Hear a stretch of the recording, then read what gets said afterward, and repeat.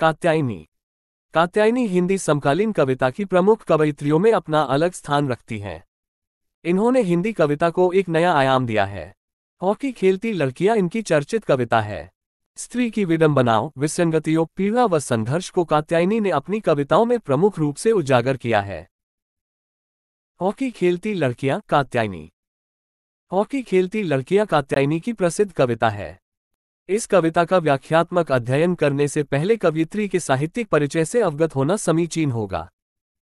कात्यायनी साहित्यिक परिचय।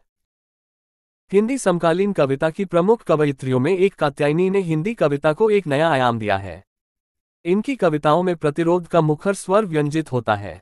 कात्यायनी 7 मई 1959 को गोरखपुर, उत्तर प्रदेश में जन्मी। इन्होंने M.A.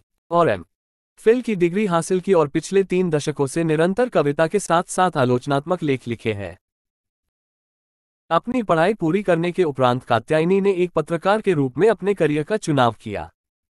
कई वर्षों तक इन्होंने नवभारत टाइम्स जैसे प्रमुख हिंदी के अखबारों में संवाददाता के रूप में कार्य किया। फिर नवभारत टाइम्स को छोड़कर प्रतिष्ठित अखबार स्वतंत्र भारत में संवाददाता की हैसियत से सेवा देती रहीं।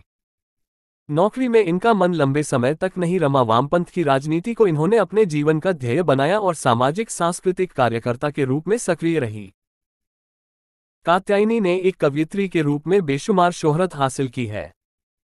7 भाइयों के बीच चंपा, इस पौरुष समय में, जादू नहीं है कविता, फुटपाथ पर कुर्सी, राख अंधेरे की बारिश में शीर्षक से इनका काव्य संग्रह प्रकाशित हो चुका है। दुर्ग द्वार पर दस्तक, षड्यंत्ररत मृतात्माओं के बीच, कुछ जीवंत कुछ ज्वलंत, प्रेम परंपरा और विद्रोह शीर्षक से आलोचनात्मक निबंध भी प्रकाशित हुआ है। फिलहाल कात्यायनी स्वतंत्र लेखन में सक्रिय हैं।